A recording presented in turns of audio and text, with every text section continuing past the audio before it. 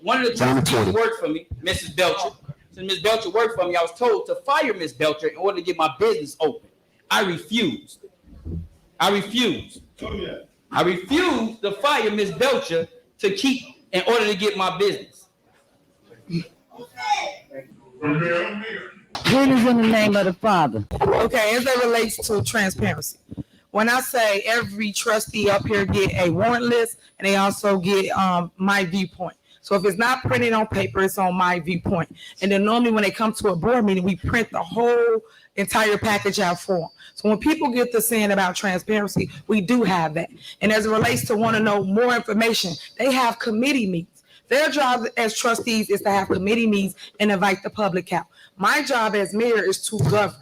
I was going to have the attorney explain to you everybody's job duties. So when everybody go around saying all these things that's untrue, because none of it's true, because I would be locked up. Fox 32 has obtained copies of the 2 federal subpoenas served on Thornton Township on Friday.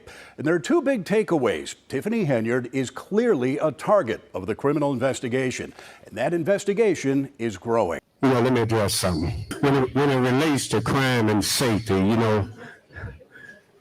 I don't know, they wherever people need help at, I don't care if it's in Detroit, I don't care. If they call me, I'm going. Fania Dukes accuses a man best known for advocating for crime victims' families. So now this family has to go through this pain of sexual assault. Because wherever crime is at, that's where I'm going to be, and I'm going to find the person and help solve that crime. So now this family has to go through this pain of sexual assault. Andrew Holmes is a Dalton Village trustee and ally of embattled Mayor Tiffany Henyard.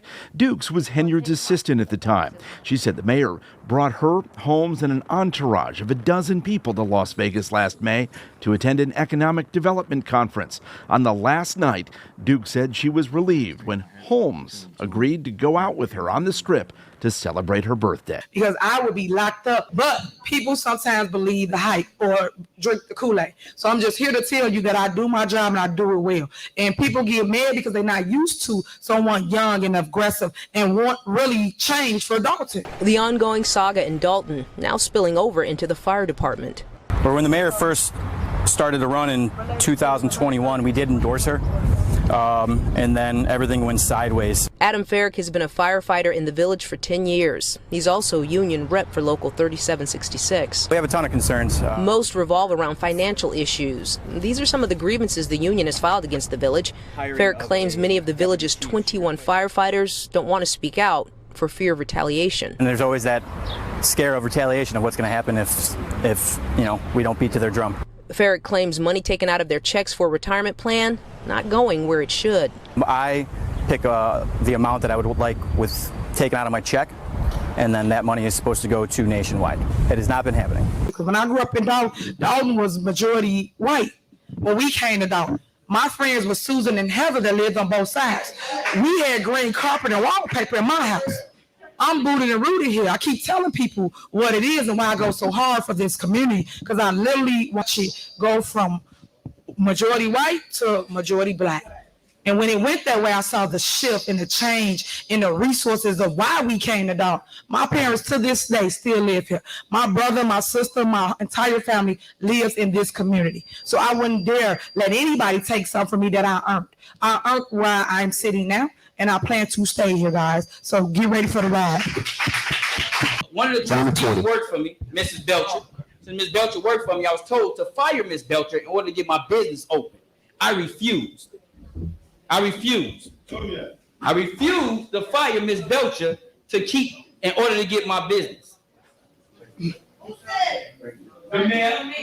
The constant lies and deception from the current administrator and mayor is beyond repairable. The trust of allowing them to tell us anything without fact checking will lead the community in a place that is starting to mimic at towns that we don't want to be alike. 5 things that I've noticed over the last 15 months that I'm saying is drawing concern for me. Ordinances, advice, and consent of hiring and firing have been violated over 15 times. This puts people that work here in fear of jobs when they're constantly being threatened they'll be fired. Because I would be locked up. I will also say that When the residents elected us, we went into this expecting the best and with the very best intentions, the best outcomes, the best solution for the residents of this great village of Dalton. Despite all the red flags we were shown by this administration, myself and a majority of my fellow trustees continue to work for the most important people in Dalton, the residents. Additionally, we tried to work with this administration. I had hope, I really did. But at what point do you say enough is enough? Each meeting week, and I'm sure this meeting will be no different, we have to sit here and endure verbal abuse, childish and defaming clapback videos, blatant disrespect, lies, and worse. The biggest scam of all, block by block. Because I would be locked up. Then we challenged this mayor and her administration on their financial irresponsibility of the residents and the money, the illegal spending, illegal hiring, the lack of following protocol. We are accused of her favorite two words, being haters of grandstanding, when the truth is literally our jobs to question the spending. So again, I ask you, when is enough enough? Let me additionally say to the residents of Dalton, we work for you. It is our job and our honor to serve you. We are passionate about providing you with complete transparency and working for you with the utmost integrity. We are also human. We will not give up. We will continue to fight for you. We appreciate all of your calls and messages, both calls of concern and encouragement. And rest assured, we are here and will continue to do the work. Now, we are sure we once again get accused of grandstanding, being haters, and worse by the mayor. I'm equally sure you will see a juvenile, poorly produced, and unproductive clapback video in a shameful attempt to start a fight. But remember, it's all deflection. Smoke and mirrors to deflect from all of the deception and what's really happening behind the scenes with this administration. Good evening. Good evening. Mayor, when you came by my house the day before of the election recall, I told you what we wanted. We wanted transparency. And I feel that every resident that's in here that own property, if you can just look at parties to make a decision if a person is great, you're very mistaken. Have been under Shaw all the way up to here. Every time we would have a meeting, we would know about the money, what was going out. Every time you guys come to meeting, you don't know nothing about what's going out or what's being paid. That cannot happen. We're gonna be bankrupt. So that's the biggest problem that I had with you, Mayor, because there's no transparency. We want to know, when you came to my house, I told you, where is the money? The residents want to know, where is the money? We need to know that. And back then you were a trustee. You would not dare vote for anything without any reports. So why would you make the trustees vote in? They don't know what you have spent. Like they say, every time something come up, it and already went past. We didn't have the 4th of July, which this should have been brought to the board and to us. Just like when you decided to do the program for felons. We're not saying that we don't want to help them, but it wasn't brought to the residents. This was forced on us. And I don't think that was right. It was forced. We need transparency. We need the reports. We need to know where our money is going and what you're spending. And that's basically what I'm saying. I'm just so emotional because I don't feel comfortable in Dalton anymore. I'm not proud of Dalton anymore. I come to all the meetings. When I first bought my house, I was here. And we don't get none of the information that we used to get back then. We knew everything from every penny that was spent. And basically, that's all I have to say. And I just say the people have spoken. It's amazing that people get up here, such as the Board of Trustees, and say things about Robert Rules of Order, but yet they don't follow Robert Rules of Order. When I give a order, we're supposed to follow them because I am the leader for the community. So first, you have to follow what you're saying someone else is not following. Secondly, as it relates to last board meeting, we did give people the floor to speak, but yet the Board of Trustees felt the need to still walk out on the residents. It was your time to speak. It was their time to sit here and listen to what you came to say to them. They did no such thing. They left and went to the bar. How you doing now? I purchased the buildings across the street with the new windows for a cigar lounge. I also purchased the restaurant, the old barbecue house, and the corner lot as well, the old antique spot.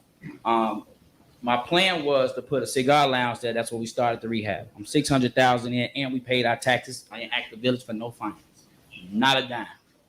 My problem is when I came up here to get a permit, I was told that my permit was denied. Don't know what reason. Followed all the procedures, filled out the proper paperwork. Came back in, I was asked to speak to you. Instead, I got the young man right here, Keith. He told my contractor that we were still in lights. Had my lawyer call ComEd, that was false information. Second thing that I did as well was we also contacted my lawyer as well as far as the ordinance that you guys gave me saying that I couldn't have a cigar lounge in the city of Dalton. We went back, me and my lawyer looked at the videotape saying that that ordinance that I received from the young lady that works here, it was falsified documents. All I'm asking now, I pay my taxes, all my properties here, taxes I paid up. I'm $100,000 in taxes over a year in Dalton, not counting my businesses. All I want to know is why I can't get a permit to finish rehabbing across the street. We the only business on this block with new windows. Instead of using the contract that I usually use, we came and got Dalton contractors. The old inspector that used to work for you guys that still trains some of your inspectors works directly for me and I pay him to do consulting. Instead, you still deny my contract. So I'm just trying to figure out why is that being done? The main thing in talking about our previous board meeting, the board meetings are conducted or should be conducted with Robert's Rules of Order. During the last meeting, and I'm saying this by way of explanation because I do think that walking out was extreme, but at the same time, the meeting was not being conducted through Robert's Rules of Order. There's proper motions and seconds. Everybody gets the opportunity to speak, just as the residents deserve an opportunity to speak. In our previous meeting, there was a motion and second to suspend the rules, efforts made by other board members to make comments and make statements, and none of that was honored, not by the administration. Well, we sought guidance from the attorney. The attorney was unable to intervene in any way.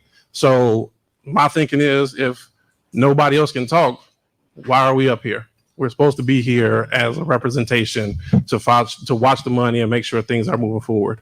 On a lighter note, or some good news, because over the last 5 years I've been on this board, one of the biggest complaints has been the board meetings, the way they're conducted, and making sure that we have something that resembles the community, something that resembles decency. At every meeting we come and there's not decency, there's not order. I do my best to not engage in that stuff. And I still will continue to refrain from the name calling and things like that. However, on a good note for residents, I brought my popcorn today, so I will not be leaving this meeting. Next, we have mayor's report, and then everybody will be able to get up to address the board. I make a motion to suspend the rules. Let's go to mayor's report. There's a motion on the floor to suspend the rules in a second. Look, Attorney, what do you say about that? 1 second. You guys did not put none on this agenda. Y'all didn't want to talk about anything. Where does That's that why, say? hold on. Attorney, You out of order. You out of order, trustee. Trustee, you out of order. Tell him, attorney. You guys didn't put nothing on this agenda. That's why it's one item on the agenda, residents. It's the only thing that I put on the agenda. Attorney, So if anybody up here wanted to discuss anything, they could have, y'all out of order. Can I finish? There's a motion in a second. You guys could have discussed whatever you wanted. You could have put it on the agenda just like I did. But the minute that I got something to say, everybody else got something to say. But y'all don't got no agenda item on here whatsoever. That's my issue with my trustees. So now when someone tell you you can't talk or you want to move on, everybody got something to say. We want to move forward because we're done talking about block by block. No one wants to vote on it. There's no more discussion. Let's move on so the residents can speak and we can all go home. Because there was nothing to discuss today. There's a motion and a second on the table. We're going on to the next thing, which is trustee, Let's see. trustee, The attorney. you out of order. It is in the name of the Father,